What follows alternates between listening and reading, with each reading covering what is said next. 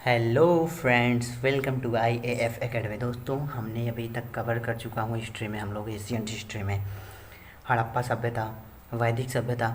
अब दोस्तों हम बात करेंगे महाजनपद काल की। ठीक है दोस्तों, ये हमारा तीसरा चैप्टर है जो हमने शुरू कर चुका हूँ मैं, वो है महाजनपद काल। ठीक है, अगर इससे पहले दोस्तों हमारी वीडियो आप पहली बार देख रहे हैं तो इससे पहले हड़प्पा सभ्यता की देख लीजिए वीडियो, उसके बाद वैदिक सभ्यता की, उसके बाद आप इसको देखिए। ठीक है, इससे क्या होगा, आप क्रमबद्ध तरीके से चलेंगे। ठीक है, स्टेप बाय स्टेप, इससे आपको बहुत ज़्यादा ही मदद मिलेगी, मतलब एकदम समझ में आना चालू हो जाएगा। और दोस्तों, अगर आप जीके भी पढ़ना चाहते हैं तो हमारी क्लास चल रही है, लिंक डिस्क्रिप्शन के नीचे है, वहाँ से आप देख सकते हैं। ठीक है, तो बहुत ही मस्त हम लोग चैप्टर चला रहे हैं। तो देखिए, हम थोड़ा बात कर लेते हैं उत्तर वैदिक काल की। तो उत्तर वैदिक काल में जो कबीलाई राज्यों के स्थान पर क्षेत्रीय राज स्थापित करने की जो प्रवृत्ति दिखाई पड़ती है, उसका पूर्ण विकास 6वीं शताब्दी ईसा पूर्व तक हो चुका होता है। ठीक है दोस्तों, इसमें सूत्र साहित्य है दोस्तों, एक ग्रंथ है, उसमें वैदिक सभ्यता को संक्षिप्त करने के लिए सूत्र साहित्य की रचना की गई। मतलब वैदिक सभ्यता को समझने के लिए सूत्र साहित्य की रचना की गई है। ठीक है, और वैदिक सभ्यता का विभाजन दोस्तों 6 अंगों में किया गया है, जिसे वेदांग बोलते हैं। ठीक है, अब अष्टधाई वेदांतर संस्कृत साहित्य की सबसे प्रारंभिक रचना है। सबसे पहली, अगर आपके एग्जाम में पूछे कि संस्कृत साहित्य की सबसे प्रारंभिक रचना कौन सी है, तो अष्टधाई। ठीक है, अष्टधाई को लिखा किसने था, इसकी रचना किसने, तो महर्षि पाणिनि। ठीक है, पाणिनि। ठीक है दोस्तों, जो पास्क ने निरुक्त नामक ग्रंथ की रचना की। ठीक है, निरुक्त क्लासिकल संस्कृत गद्य का सर्वाधिक प्राचीन ग्रंथ है। ठीक है दोस्तों, अभी हमने बात किया संस्कृत साहित्य। ठीक है, और इसमें क्या है, कि ये प्रारंभिक रचना सर्वाधिक सबसे पुरानी जो ग्रंथ है संस्कृत क्लासिकल संस्कृत गद्य की। ठीक है, इसमें संस्कृत साहित्य की बात हो रही थी, यहाँ पे संस्कृत गद्य की। ठीक है, तो ये अगर आपके एग्जाम में आ जाए कि सबसे पुराना संस्कृत गद्य या सबसे प्राचीन संस्कृत गद्य कौन सा है, तो आप क्या लिखेंगे, ये तो निरुक्त क्लासिक। ठीक है, निरुक्त क्लासिकल। अब हम थोड़ा बात करें, सूत्र काल में वर्ण जातियों में परिवर्तित हो गए थे दोस्तों।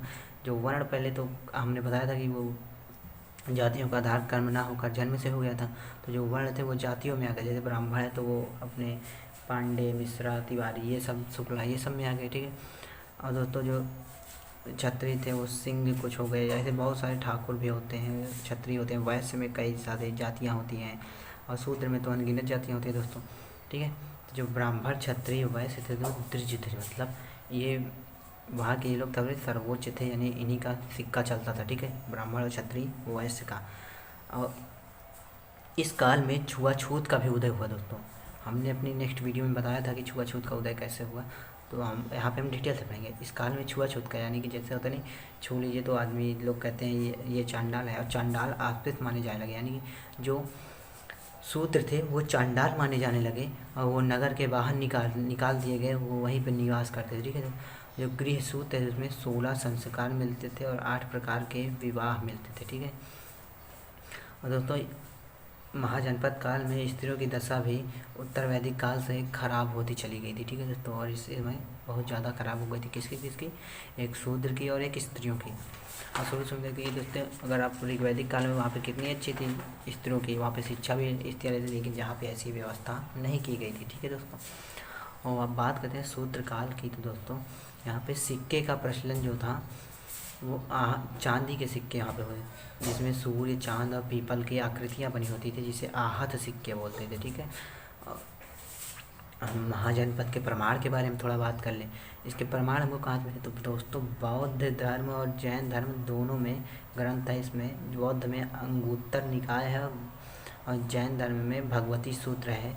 इन दोनों में दोस्तों इसका 16वें महाजनपद का उल्लेख मिलता है। ठीक है, हम 16 जनपद को थोड़ा थोड़ा करके हम डिटेल में पढ़ते हैं। 16 जनपद को आज हम कवर कर लेंगे। ठीक है दोस्तों, तो चलिए हम वीडियो मतलब अब आपको बताते हैं काशी के बारे में थोड़ा। काशी जो वाराणसी है, महाकाल की नगरी है। ठीक है, वहाँ का राजा कौन हुआ करता था, बृहदत्त हुआ करता था। ठीक है दोस्तों, और अवध था, अवध अयोध्या को कहा जाता था दोस्तों। वहाँ के राजा जो थे दीक्षित थे। और काशी जो थी दोस्तों, इसकी जो राजधानी थी वाराणसी थी। अवध की कौशल, कौशल वही है दोस्तों, राम जी की माता का नाम क्या था, कौशल्या था। ठीक है दोस्तों, वही कौशल नगर हो गया था।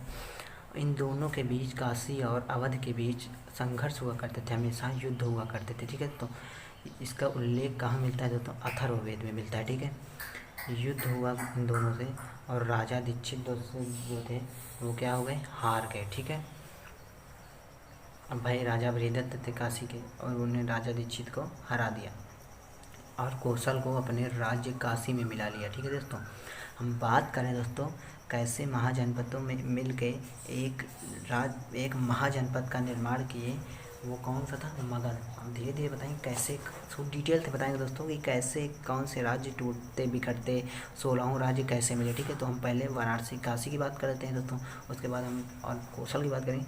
तो कौशल को अपने राज्य में मिला लिया दोस्तों। पहले तो काशी था, अब अयोध्या तक हो गया, कौशल तक आ गया। अंततः कई वर्ष बाद कंस नामक राजा ने, एक छोटा राजा था कंस, छोटे राज्य का, उसने विद्रोह कर दिया दोस्तों और उसी ने पूरी सत्ता पलट दी और काशी को कौशल में फिर से मिला दिया गया। देखिए पहले बात क्या थी, पहले काशी को ये जीते, कौशल को ये जीते। अब दोस्तों जब वो हुआ, विद्रोह हुआ, तो ये जो था ये यहाँ पे आ गया, मतलब पूरी बाजी ही पलट गई। अब पहले तो काशी जो था, काशी कौशल को अपने अंडर में लिया हुआ था।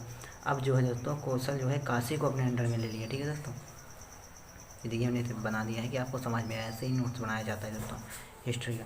और दोस्तों हम कौशल की बात करते हैं तो दोस्तों वहाँ की राजधानी क्या थी, अवध। अवध को ही कौशल कहा जाता था। ये इसकी राजधानी जो थी श्रावस्ती थी दोस्तों। ठीक है, जो अब वर्तमान में फैजाबाद, गोंडा और बहराइच है, ये सभी जो थे वो श्रावस्ती में आते थे। और आगे चलकर कौशल बहुत ही शक्तिशाली राज्य बन गया। इसका राजा दोस्तों था प्रसेनजीत, जो तक्षशिला से पढ़ा हुआ था और वो अपनी दानवीरता के लिए दोस्तों सर्वप्रसिद्ध था। उसने 2 नगर ब्राह्मणों को दान में दे दिया था। ठीक है दोस्तों, यह बुद्ध के समाकालीन था। और कौशल जो था दोस्तों प्रसेनजीत का, कौशल का राजा प्रसेनजीत था, उसका युद्ध हुआ मगध के अजात शत्रु से। दोस्तों ये काशी का था, श्री राम जी का आशीर्वाद था, तो भाई इसको कौन हरा पाएगा। वो अजात शत्रु क्या करता है दोस्तों, बंदी बना लेता है। तो फिर एक निर्णायक युद्ध में अजात शत्रु को बंदी बना लिया जाता है। तो जो तुरंत जो था प्रसेनजीत अपनी पुत्री का दिमाग लगा के पुत्री का वजीरा से, उसका अजात शत्रु से विवाह कर देता है। ठीक है दोस्तों, और जो अजात शत्रु था दोस्तों बिम्बिसार का पुत्र था। ठीक है,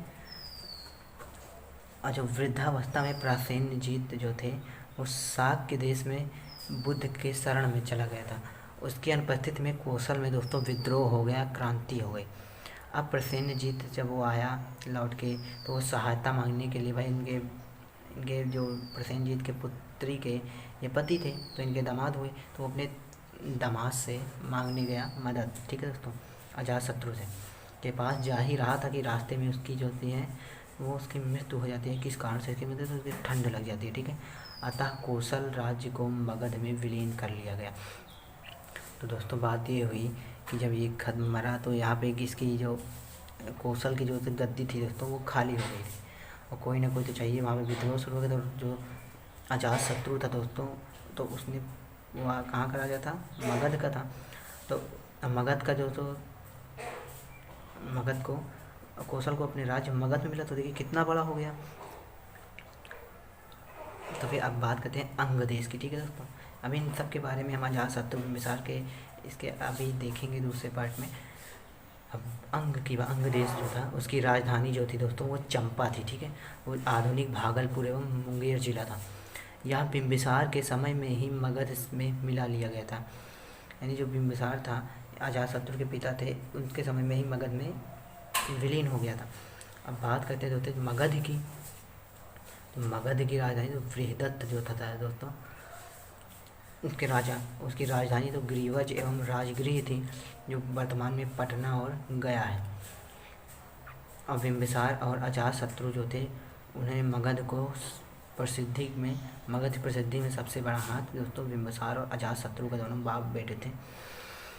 और समय के साथ साथ यह राज्य इतना शक्तिशाली हो गया कि एक एक करके सभी पड़ोसी राज्य इसी में विलय होते चले गए।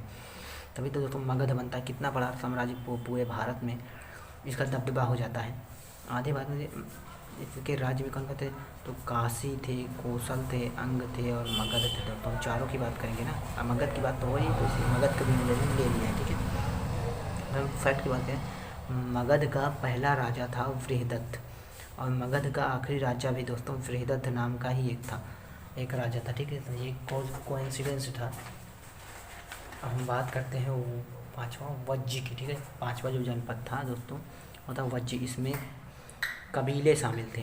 तो जब वज्जी में जो विद्रोह हुआ था लिच्छवी, एक विदेह नाम का एक तो राजा जनक थे ना, सीता जी के पति थे और राम जी के दामाद थे।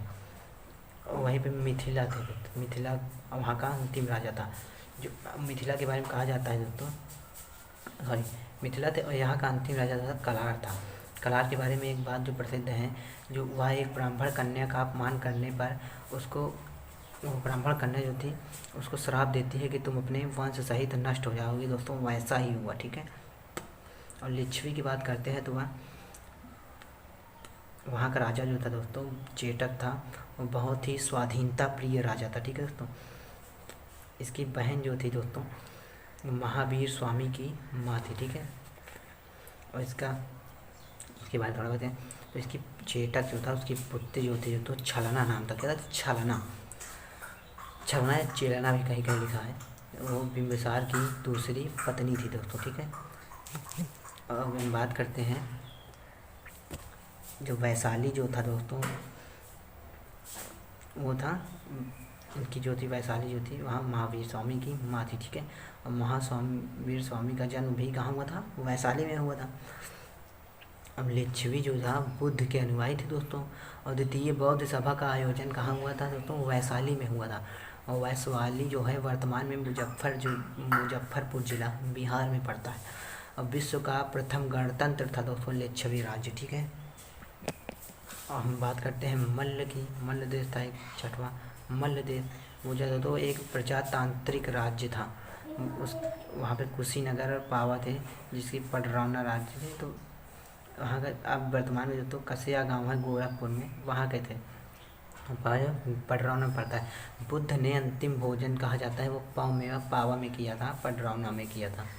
बात एक ही है, पावा को पडरौना कहा जाता है, किंतु मृत्यु उसकी कुशीनगर में हुई, ठीक है।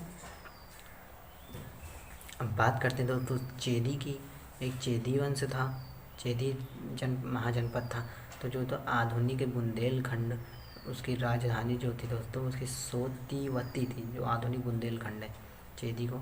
और शिशुपाल जो था दोस्तों वो राजा था यहाँ का, जिसे श्री कृष्ण ने सुदर्शन चक्र से इसका वध कर दिया है। कहा यह जाता है जो शिशुपाल था दोस्तों ये श्री कृष्ण की बुआ का लड़का था, जो उनको बहुत परेशान करता था, इसीलिए उन्होंने उनका सुदर्शन चक्र से गला ही काट के उनकी हत्या कर दी।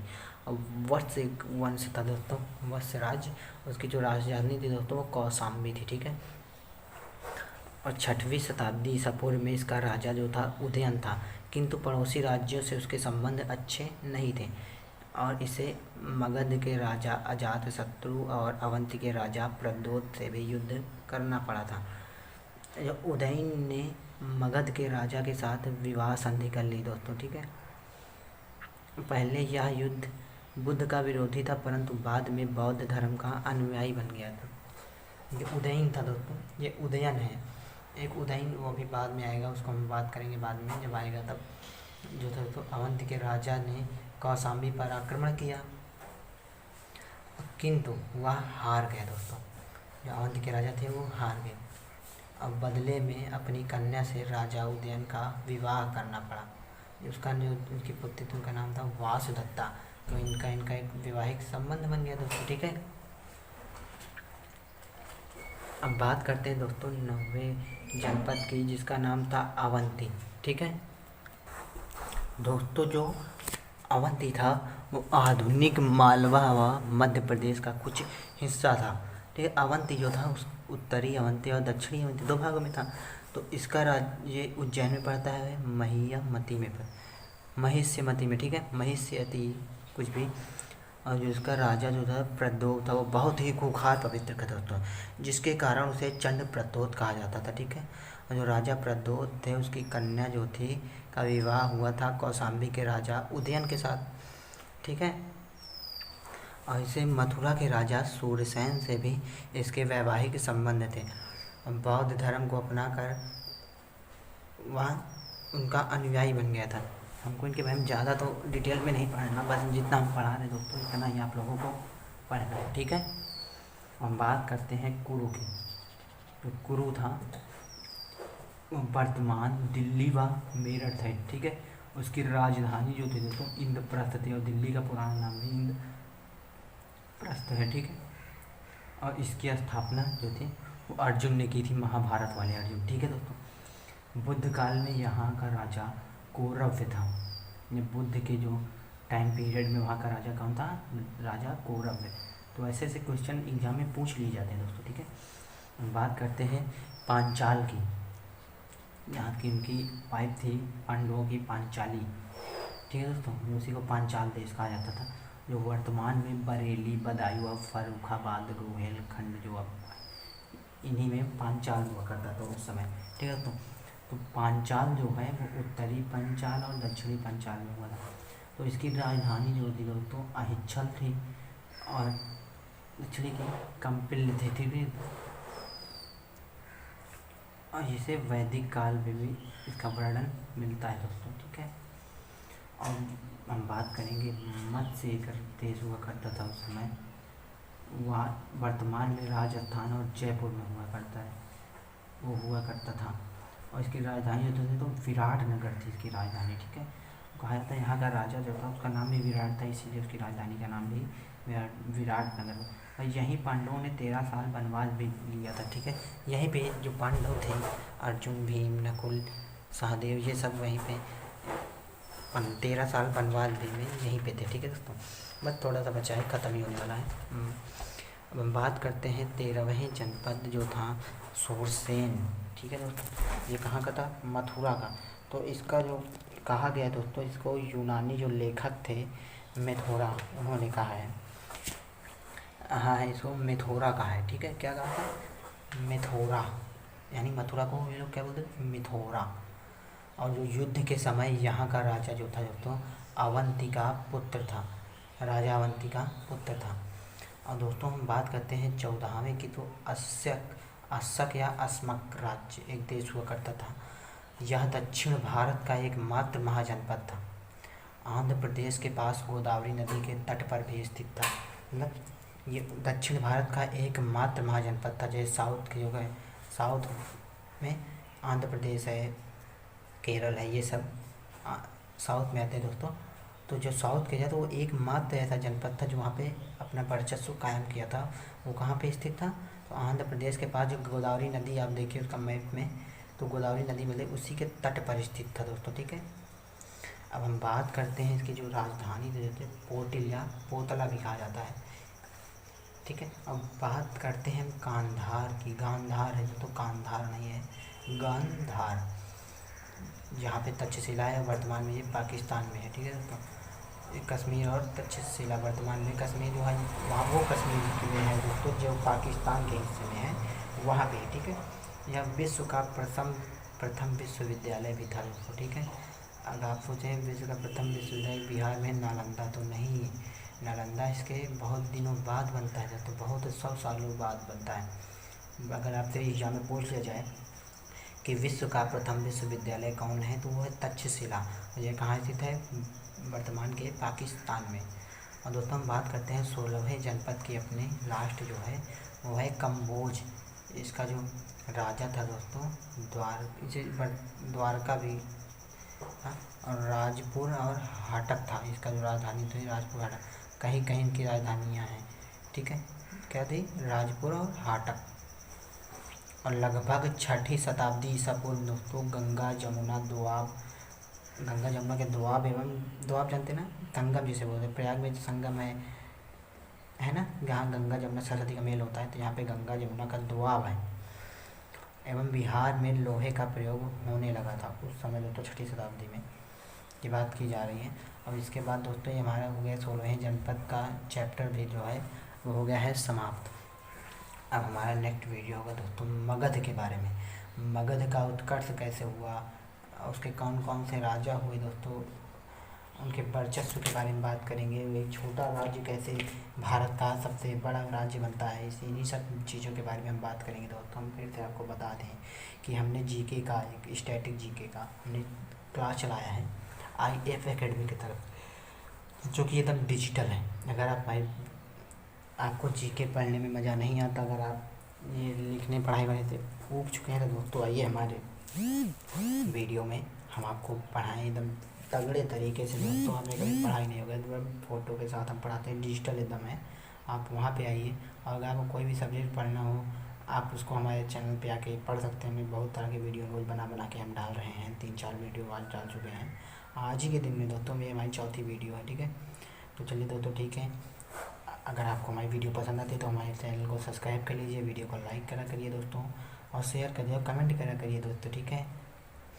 चलिए फिर ठीक है, अगर आप लोगों का बहुत बहुत धन्यवाद, आप लोगों ने हमारे चैनल पे आके अपना कीमती समय दिया।